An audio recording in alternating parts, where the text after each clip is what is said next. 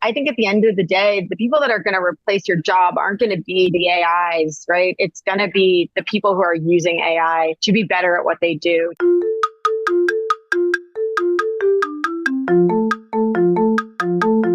Are you a fitness-loving foodie? Then Defy Snacks is for you. Defy offers real, high-quality chocolate you love, combined with functional ingredients, giving you as much as 26 grams of protein per bag, so you can be both a little bit bad and a little bit good at the same time. As a female-owned brand, Defy dedicates a portion of its profits to other women-owned businesses. Currently sold in the US, you can find us on snacks.com and follow us on social at Defy Snacks.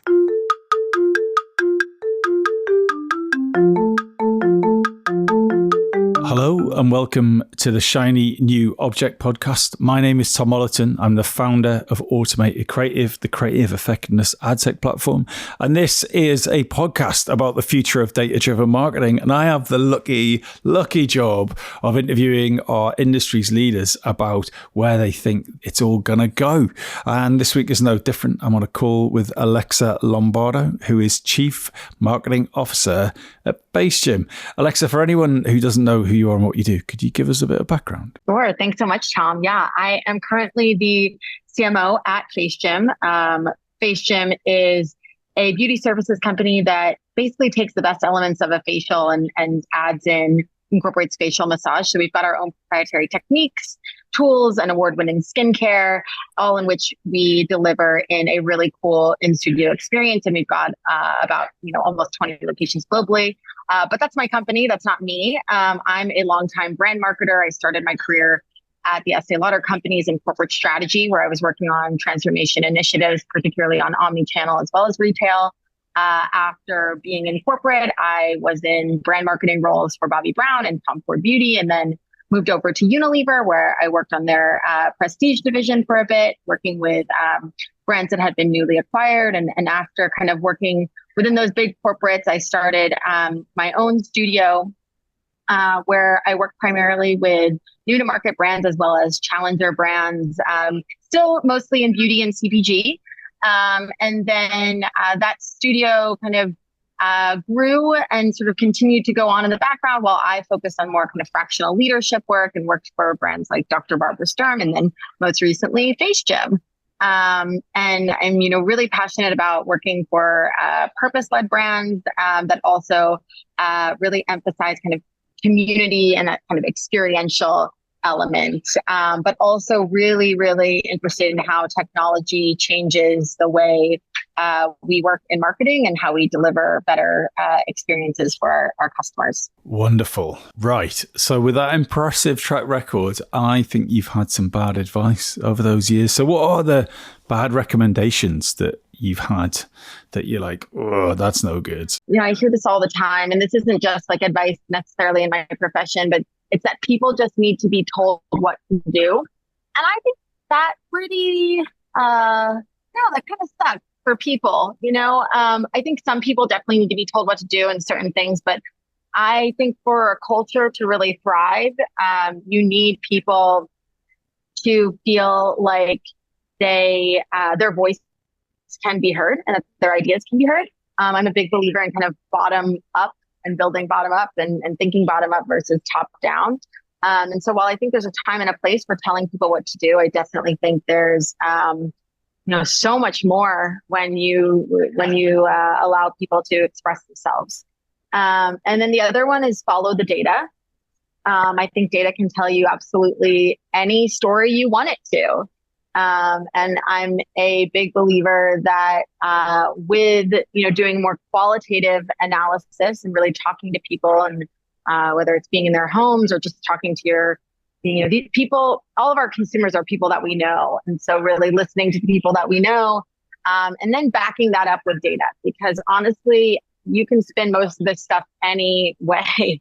And so I think it's that's where the art and science of marketing comes in. And I don't think we'll ever really lose that. And I think actually the art is more important than ever. And as is the kind of human side of what we do. And that's really and when everyone's talking about AI, I think doubling down on our humanity is crucial. And that, that the data can only lead us so far without that. So what is your best advice when it comes to data-driven marketing? What is that top tip or silver bullet goodie that you find yourself dishing out most often? Yeah, so I kind of teed that up with my last answer. I think the one thing about data is it can be extremely time consuming if you don't have the proper tools to help you use it or the proper team to make use of it. Data is not just something that people innately necessarily understand how to make sense of. And I see a lot of individuals or teams spending a ton of time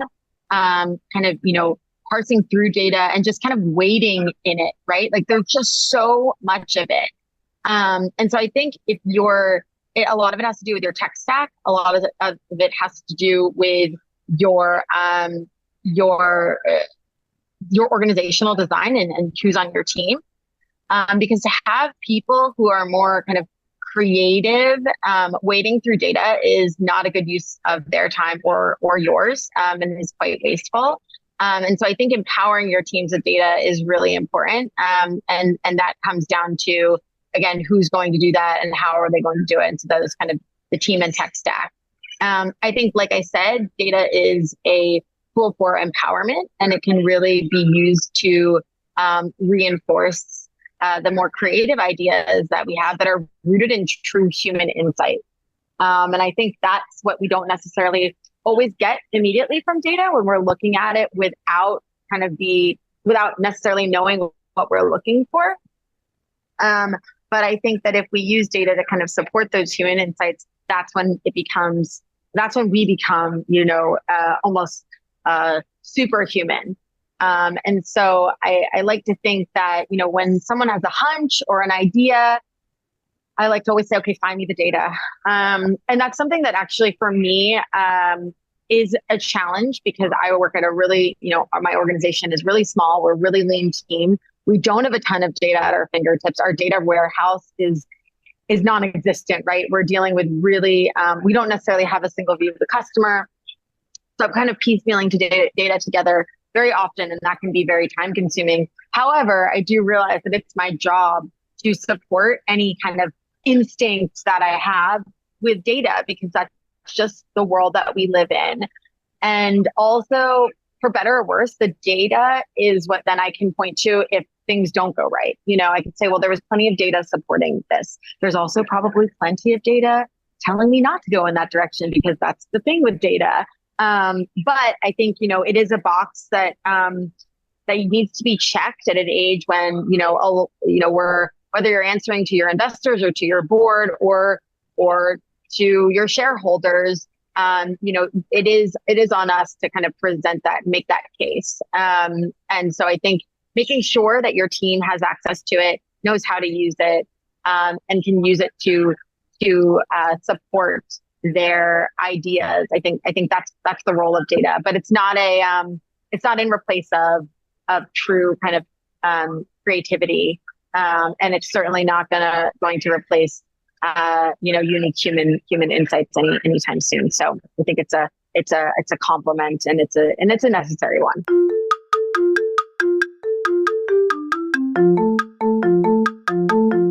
So we're going to move on now to your shiny new object, which is GPT Assistant. So we've not had this before in 250 episodes. So what's a GPT Assistant and why is it useful, or are they useful for data-driven marketing? So I think that's the name that ChatGPT, which is, what I use, and not necessarily in a work environment. I don't want anyone to think that their, data is being compromised or that our data is being compromised. Certainly not. But for me personally, right, and I can't say that I don't think about my own brand quite often in the work that I do. I build these things for myself to be a better marketer, to be a better thinker, to be a better leader, and to be more consumer inspired and more curious. So ChatGPT calls them GPT assistants, but it's similar to like what Microsoft calls Copilot. This is just oftentimes, your own personal GPT that you've trained on specific information. So I've got several of them. I have some that one is, Alexa as the CMO of Face Gym.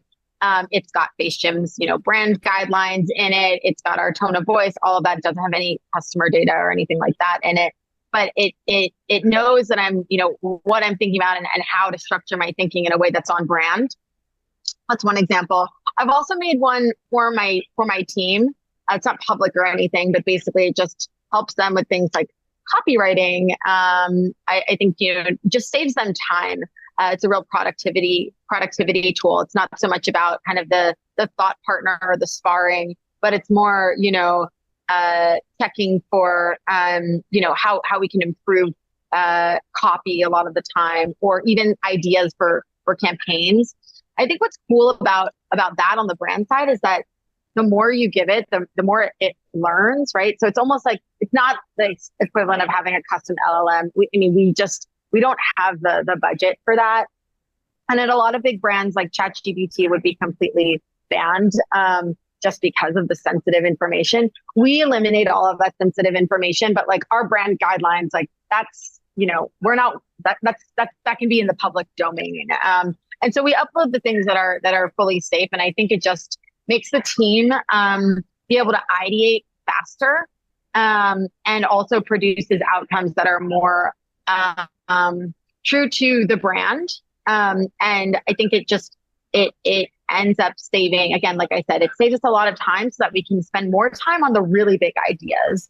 I think one of the great things about these GPT assistants, which for people who don't, I guess I haven't fully explained it. Essentially, what you do is you upload, you kind of brief the GPT on like what you want it to be. So, for example, mine is, I'm going to actually like go to my personal GPT.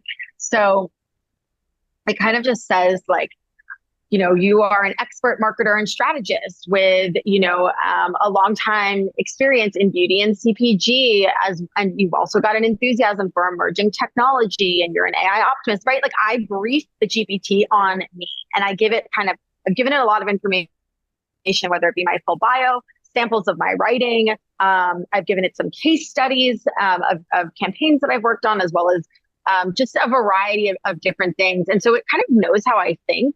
And then I add on to that. I also give it examples from writers that not necessarily their writing, but I give it kind of, here's some people that I really respect, winners of Cannes Lions, et cetera, so that it sort of knows. And Jenny Nicholson, I think she's like really amazing what she's done kind of with her GPT assistant. She was really, if you don't know who she is, definitely check her out. She was really an inspiration around how do you train these things to kind of think as like creative sparring partners.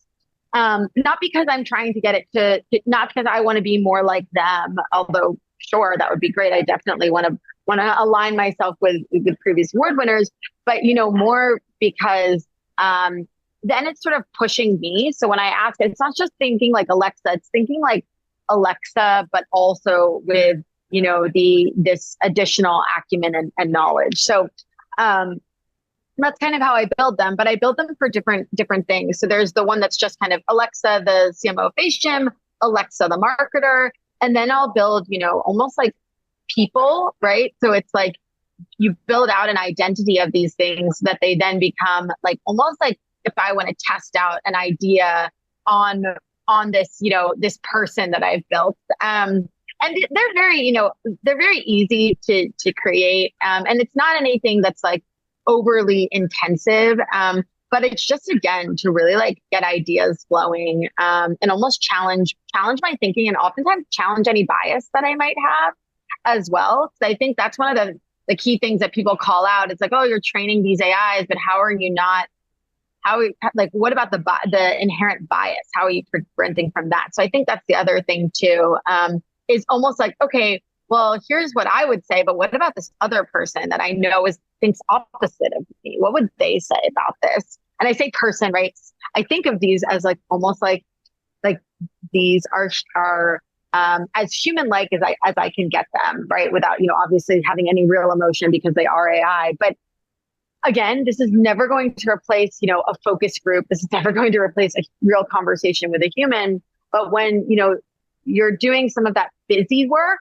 And especially when you're in that kind of rapid stage of like ideation and you want to vet, you want to throw out as many concepts and vet them as quickly as possible. It's really helpful and really time saving. And I think sometimes like we take this stuff so it is serious, and I'm not trying to say that it's not, but like we put so much emphasis on like how dangerous it is and how it's going to replace humans or replace jobs. And I think at the end of the day, the people that are going to replace your job aren't going to be the AIs, right? It's going to be the people who are using AI to be better at what they do, to free up more of their time for creative thinking, to like I use AI. It saves me the busy work so that I can then actually spend more time being in touch with my own emotions or those of my consumers or my colleagues or my team, right? Like freeing up my team's time is so valuable. Like we're so lean, and like if I can save them some time so that they can be out in the world seeing things more, that's what I want to do.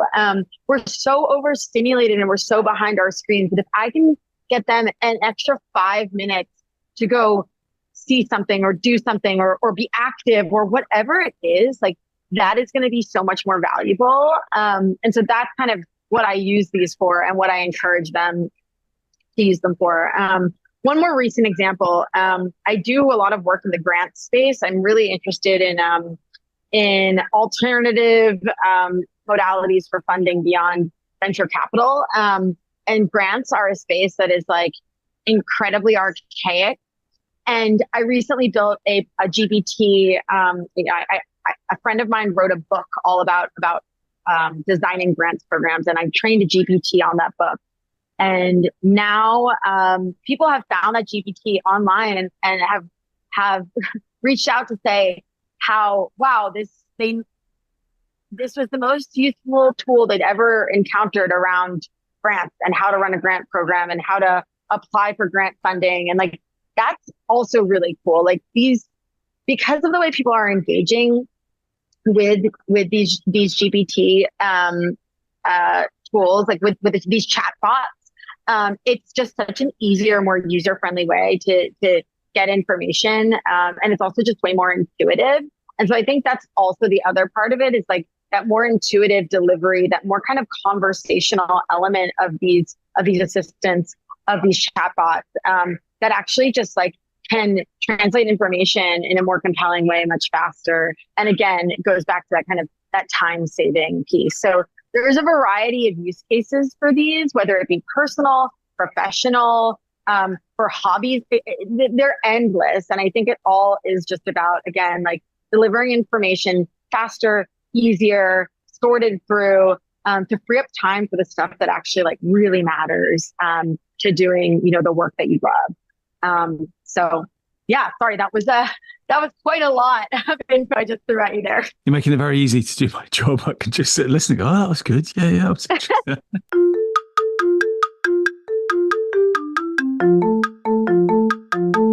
This episode of the Shiny New Object podcast is brought to you in partnership with MadFest. Whether it's live in London or streamed online to the global marketing community, you can always expect a distinctive and daring blend of fast-paced content, startup innovation pitches, and unconventional entertainment from MadFest events. You'll find me causing trouble on stage, recording live versions of this podcast, and sharing a beer with the nicest and most influential people in marketing. Check it out at www.madfestlondon.com.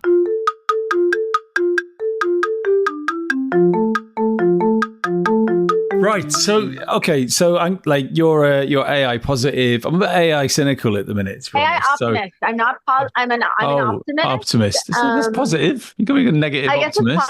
I guess it's positive. That's true. But yeah, you're not like a nutty fan girl, but you're optimistic. Right, so that's fine. Yeah. You're a little bit AI negative. I'm sorry, we won't get into it. I'm worried for you if you're AI negative, considering what your agency does. Well, it's not an agency, but there you go. No, not an agency. Your tech. My thing, and I'm sure it'll be not a similar position to yours. And our position is that advertising is a human to human business, right? It's a human, i.e. the brand, talking to another human, the customer, right?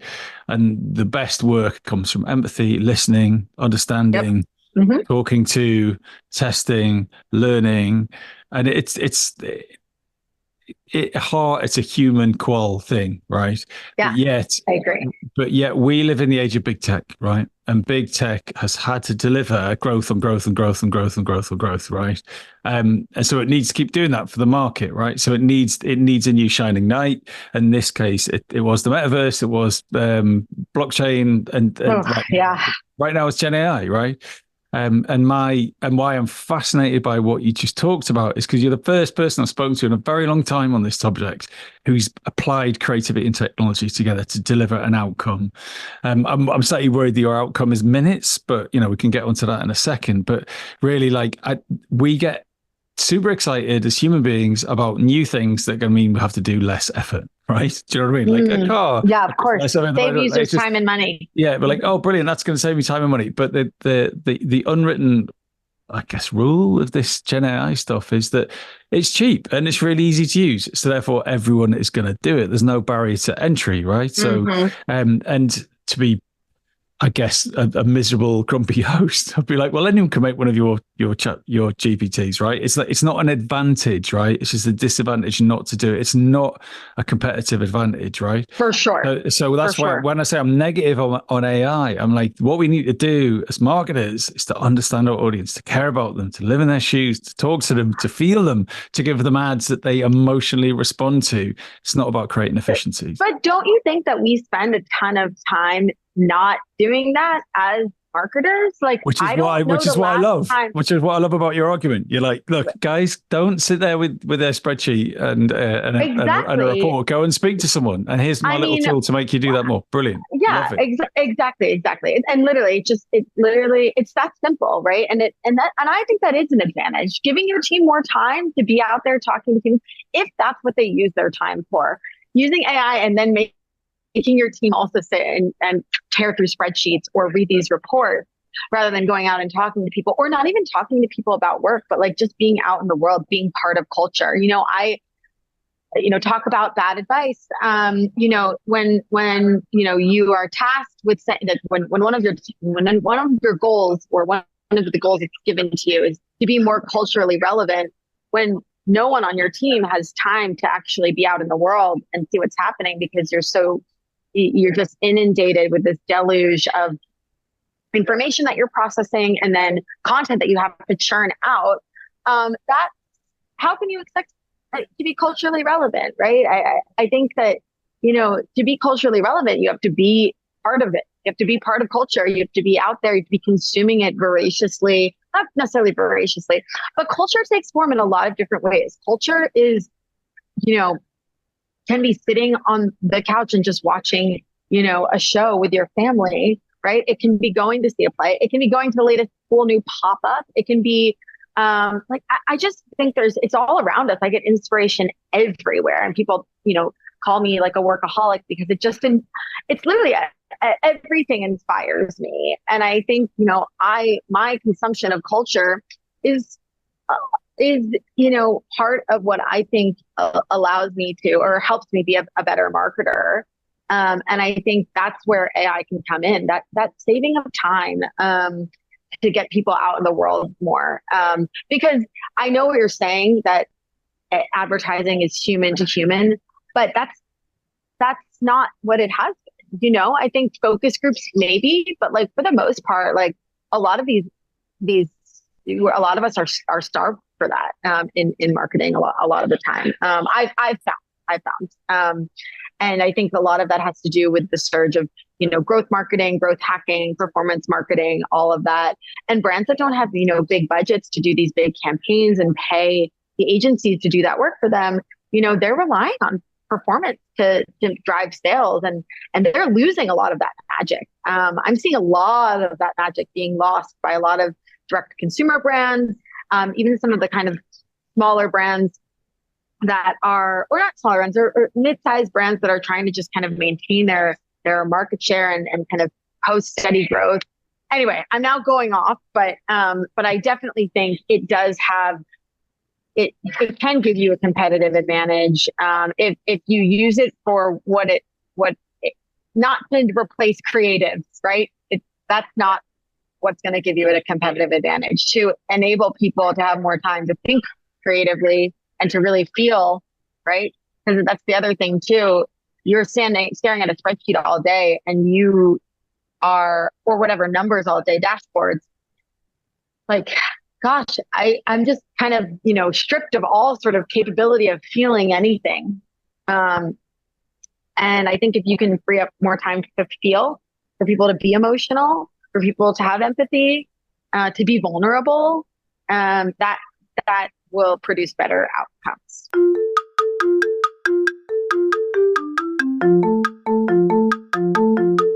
Yeah, I think ultimately what it comes down to, and I think you've articulated it really beautifully here, is it's being creative with AI, not using AI for creative things. Yep, for sure. That is so different. And we saw each other in Cannes. Wasn't that great for everyone who didn't go? Don't worry about it. Not our bit. Our bit was great. But I saw this boat, an interview on a boat with Jim Mollick, the CMO of Bose, our client. And I can't remember the name of the influencer. And she said, AI, why are you coming for my fucking job? Do you know what I mean? Like, go and solve a disease or something. Do you know what I mean? Like, we're really good at being creative. Why are you coming for the shit that we're already really great at? Not everyone's great at it. Do you know what I mean? Like, go and solve some financial issue over there for people who need the support, or end bullying. But no, you're coming after my job. And it was funny, man. I thought it was a really great way to put it. AI is great at creating a bunch of just noise, right? So if you use AI to create just because you just want to churn out more content, great. Yeah, sure. You can just contribute to the noise. But guess what's working? The stuff that stops people from scrolling. And that's not what AI is creating most of the time, right? Like, if you're just creating content to have the present, feed the algorithm, right? And that's what sucks, is that we kind of do have to do that because you do need to feed the algorithm. So there is a need for a lot of the noise. Use AI for that, but for your big, groundbreaking, creative ideas, for when you want people to really connect and feel, that's not going to be every post, that's not going to be every part of every campaign, right? Like, that's not going to be your always on, right? Like, if it can be, if you can scroll stop every day, great. If you can go viral every day, great. I don't know how sustainable that is, but yes, AI can replace some of that kind of noisy, just, checking the box stuff. But I don't think it can ever replace, and I don't think it can ever, replace true creators who are artists. And I do believe creators are artists. And one other thing that actually, I was on a panel. Actually, I was at a roundtable the other day with brand innovators. I absolutely love them. Shameless plug. But the brand innovators team brings together really amazing brand leaders. And I was sitting with the head of analytics and data at Reckitt, and she was talking about how they used AI to essentially map all of the function. Basically, they took the marketing function. They're like, okay, we think AI has a place here. We can use AI here in marketing. How can we best use it? So basically, they interviewed all of the marketers on the team, and they identified over 300 tasks that these people were doing. And then they said to those people, okay, what tasks do you actually you think deliver the most ROI? And they also had KPIs for that. So they knew what tasks actually delivered the ROI. And then also, which ones do you enjoy the most? And I think that's another, great thing. Just actually what brings people joy is so important to them doing really great work. And so anyway, what they ended up using AI for was just, okay, great. Here are all low ROI tasks that, or kind of essentially mapped out ROI and enjoyment, and figured out what tasks they could kind of use AI for to automate that would free up more of these, more of the time that were really human intensive, but also enjoyed by their team, so that they were actually doing more work that was actually not the kind of spreadsheet stuff, but that required more of their attention and creativity, and also would produce the higher ROI, and that they actually love doing. And I think that kind of piece of again, bring more time to feel joy and bring joy to your work. That's another great way we can use AI, and actually using AI to figure out what that is, right? And mapping that out. Like, I think that's another part of this. Like, I think we've simplified, what we're just talk about it so in such broad stroke, but actually there are so many different applications of AI, and you just kind of have to almost like connect the dots, or kind of parse them together. Or, I've heard the term like daisy chaining. I think that's where, getting creative with AI is really crucial. So I fully agree with you on that point. So unfortunately, we're going to have to leave it there. Alexa, for anyone who wants to get in touch with you to talk about any of the things we've discussed today, where is the best place, and what makes a message that you will actually respond to? Well, I'm not going to put my phone number on the podcast, but that's definitely the best way to get in touch with me. You would be the first. I would kind of respect that. It's definitely it's gotten let out. I've been getting calls from people out of the blue lately, like marketing platforms. And I'm like, how has my phone number gotten out? Probably from giving it out too much it can. But no, the best way is just my name, Alexa, Alexa, at my full name, Alexa Lombardo. .xyz. That's like my personal email, and then connecting with me on LinkedIn. Better for me to connect personally on the topic of AI versus through FaceGym. So anyone who wants to chat about this stuff, please get in touch. Fantastic. I really enjoyed that. I've been schooled and it's been funny and I've learned a lot. So thanks for your time, Alexa. Sorry, I really know how to go off, Tom. Thanks for the time. I really appreciate you listening.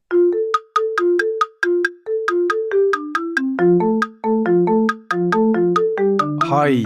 Just before you go, I'd really appreciate it if you could take the time to write a review of the Shiny New Object podcast on Apple Podcasts or iTunes, whatever it's called these days, or whichever podcast provider you use. We're an indie podcast, so it would go a long way for us if you could just share the word and give us a bit of a support on those channels. That would just be fantastic. If you haven't got time, that's also cool. And yeah, if you could tell your colleagues about the podcast, and also, if possible, don't forget to subscribe. And I'd love to hear your feedback. If you'd like to speak on the podcast or be a guest, or you think I'm asking the wrong questions, anything, I'd be super interested to hear what you think. So please email me at tom@automatedcreative.net. That's TOM at, I'm not going to bother spelling it. Anyway, you'll work it out. Thanks so much.